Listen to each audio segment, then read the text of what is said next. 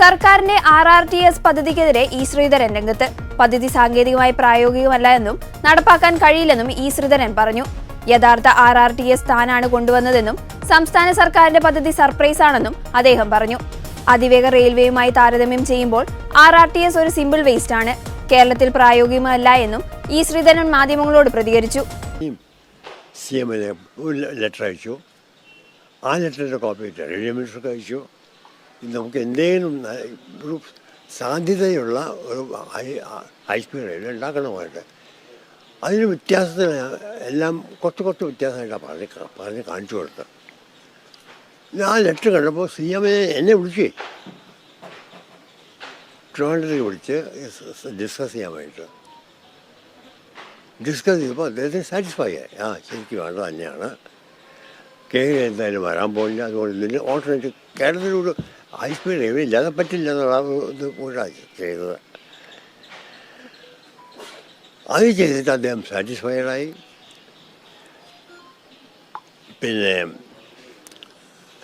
അപ്പോൾ ഞാൻ അദ്ദേഹത്തിന് അപ്പം തന്നെ പറഞ്ഞു, ഇത് മുന്നോട്ട് കൊണ്ടുപോകണമെങ്കിൽ സ്റ്റേറ്റ് ഗവൺമെൻറ് ഒരു ലെറ്റർ ഉണ്ടാക്കണം റെയിൽവേ മിനിസ്റ്റർക്ക്. കേരളയിൽ പല കാര്യങ്ങളും ചെയ്യാൻ സാധിക്കുന്നില്ല, അത് മാറ്റിവെച്ചു.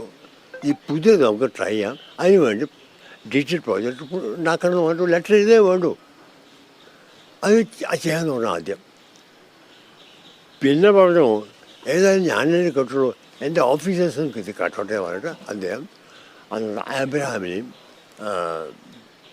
ബൈജു പ്രഭാകരൻ സെക്രട്ടറിയും ഇങ്ങനെ അയച്ചു. ഇവിടെ വന്നു, ഞങ്ങൾ ഡീറ്റെയിൽ ഡിസ്കസ് ചെയ്തു. അവർ രണ്ടുപേർക്കും വളരെ ഹാപ്പി. ഇത് കറക്റ്റ്, ഇത് വാട്ട് വി ഷുഡ് ഡു എന്ന് പറഞ്ഞ് വളരെ ഹാപ്പി.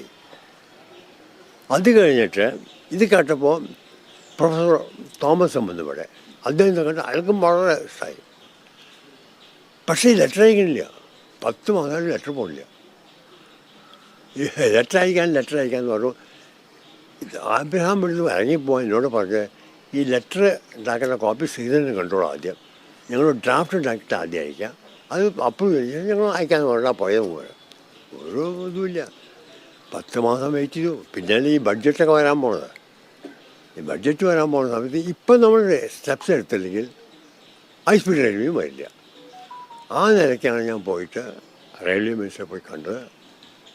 കേരളത്തിന് വളരെ ആവശ്യമാണ്. നമ്മുടെ ഏത് പാർട്ടി പോകണമെന്നല്ല അർത്ഥം, കേരളക്കാർക്ക് ഇത് വളരെ ആവശ്യമാണ്. നമ്മൾ ചെയ്യുമ്പോൾ അത് നാട്ടുകാർക്ക് ഒരു ഉപദ്രവമുണ്ടാകരുത്. അതുകൊണ്ട് പല ഗുണങ്ങളുണ്ടാവണം. ആ ഗുണങ്ങളുണ്ടെങ്കിലേ നമ്മൾ പുറത്ത് കൊണ്ടുപോകാൻ പാടുള്ളൂ. അതിനാണ് ഡീറ്റെയിൽ പ്രോജക്റ്റ് റിപ്പോർട്ട് ചെയ്യണം. അപ്പോൾ അദ്ദേഹം ചോദിച്ചു, എത്ര ഡീറ്റെയിൽ പ്രോജക്റ്റിന് എന്ത് കോസ്റ്റ് വരും? ഞാൻ ഒരു വലിയ കോസ്റ്റൊന്നും വേണ്ട. കേരളയിൽ ഒരു 100 crores സ്പെൻഡ് ചെയ്തിട്ടുണ്ട്. 100 crores ഡീറ്റെയിൽ പ്രോജക്റ്റ് റിപ്പോർട്ട് ഉണ്ടാക്കാനൊക്കെ ആയിരുന്നു. നമ്മൾ അതൊന്നും ആവശ്യമില്ല. മേ ബി അബൌട്ട് 12-13 crores വേണ്ടി വരുള്ളൂ. അങ്ങനെ ഉടനെ ഏർപ്പാട് ചെയ്യാന്ന് പറഞ്ഞു. അപ്പം ഞാൻ എന്തോ പറഞ്ഞു. അപ്പം ഞാൻ അങ്ങോട്ട് പറഞ്ഞു, ചെയ്യാൻ തീർച്ചയാണെങ്കിൽ it is better to give it DMRC. കാരണം DMRC മറ്റേ 2 സ്റ്റഡി ചെയ്തേ. അപ്പോൾ എല്ലാ ഡാറ്റയുണ്ട്, എല്ലാ കാര്യങ്ങളുണ്ട്, ചെയ്ത ആൾക്കാരൊക്കെ ഇവിടെ തന്നെയുണ്ട്. DMRC ഏൽപ്പിക്കണം, നല്ലത്. അങ്ങനെയാണെങ്കിൽ അവർക്ക് ഒരു 8-9 മാസത്തിനുള്ളിൽ DP റെഡിയാക്കാൻ പറ്റും. ആ ഉടനെ അത് സമ്മതിച്ചു. അപ്പം തന്നെ അദ്ദേഹത്തിന് സെക്രട്ടറി വിളിച്ച് പറഞ്ഞു, ഇതാണ് ഇപ്പം നമ്മൾ തീർച്ചയാക്കിയത്, അത് വേണമെങ്കിൽ പ്രശ്നക്കാർക്ക് കൊടുത്തോളൂ എന്ന് പറഞ്ഞു. എൻ്റെ വിളിച്ചാൽ അദ്ദേഹം പറഞ്ഞു, പ്രശ്നത്തിന് കൊടുത്തോളൂ, we are going to start ചെയ്ത് പറഞ്ഞിട്ട് ഇതിനാണ് ഇവിടെ വന്നത്. അതിന് ശേഷം ഞാൻ ഇവിടെ വന്ന് ഇങ്ങനെയുള്ള ഏർപ്പാടൊക്കെ തുടങ്ങിയത്. അപ്പോൾ ഈ RRTS ഒരു ഹൈ സ്പീഡ് റെയിൽവേക്കുള്ള ഒരു അതിന് പകരം ചെയ്യാനുള്ളത് നടക്കാത്ത കാര്യം. ഇപ്പോൾ നമുക്ക് കൊല്ലം ടു ട്രിവാൻഡ്രം മാത്രമാണെങ്കിൽ ചെയ്ത് നടക്കാം. കൊല്ലം ടു ട്രിവാൻഡ്രം ഒരു സബർബൻ സർവീസിൽ 60 കിലോമീറ്ററല്ലേ ഉള്ളൂ. അങ്ങനെ സ്ഥലത്തേക്ക് കൊണ്ടുപോകാൻ പറ്റും. അവിടുന്ന് ഇങ്ങനെ അത് നടക്കാൻ പറ്റില്ല. എന്നാൽ ഇതിൻ്റെ ആവറേജ് സ്പീഡ് വളരെ കുറവായിരിക്കും. RRTSൻ്റെ ആവറേജ് സ്പീഡ് വളരെ കുറവായിരിക്കും. കാരണം സ്റ്റേഷൻസ് 2 kilometer 3 kilometer സ്റ്റേഷനൊക്കെ വരെ. അങ്ങനെ ആകുമ്പോൾ പതുക്കെ പോകുള്ളൂ. അതൊരു ഇതിനെപ്പറ്റി അറിയുന്ന ആൾക്ക് ഇത് കേട്ടാൽ this is A foolish venture എന്നാണ് പറയുക. ഇതിനെപ്പറ്റി അറിയുന്ന ആൾക്കാർ അദ്ദേഹത്തിൻ്റെ മെയിൻ ആർഗ്യുമെൻ്റ് എന്താണെന്ന് വെച്ചാൽ അന്നത്തെ അർബൻ ഡെവലപ്മെൻറ്റ് മിനിസ്റ്റർ കേരളത്തിൽ വന്നപ്പോൾ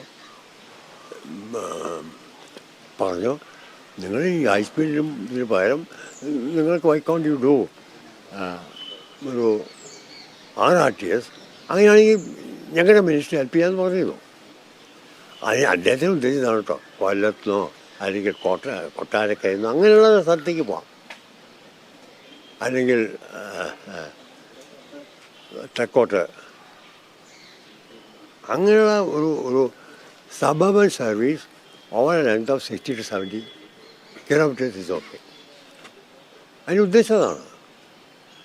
ഡൽഹിയിലിപ്പോൾ Meerut is only 50-60 kilometres away.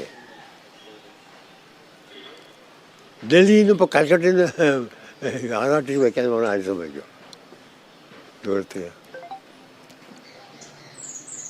അല്ല, അതിനെപ്പറ്റി നമ്മളാരും വരിയടിക്കേണ്ട ആവശ്യമില്ല. ഇതിപ്പോൾ ഒരു സ്റ്റണ്ട് മാതിരി അവർ ചെയ്തില്ല, ഒരു ഇലക്ഷൻ സ്റ്റണ്ട് മാതിരി മാത്രമേ ചെയ്തുള്ളൂ. ആൾക്കാർക്ക് ഉടനെ മനസ്സിലാവും. ആ സമയത്തിനുള്ള എൻ്റെ ഉദ്ദേശം വേഗം അതിവേഗ റെയിൽവേയുടെ റിപ്പോർട്ട് വേഗം ഉണ്ടാക്കാം.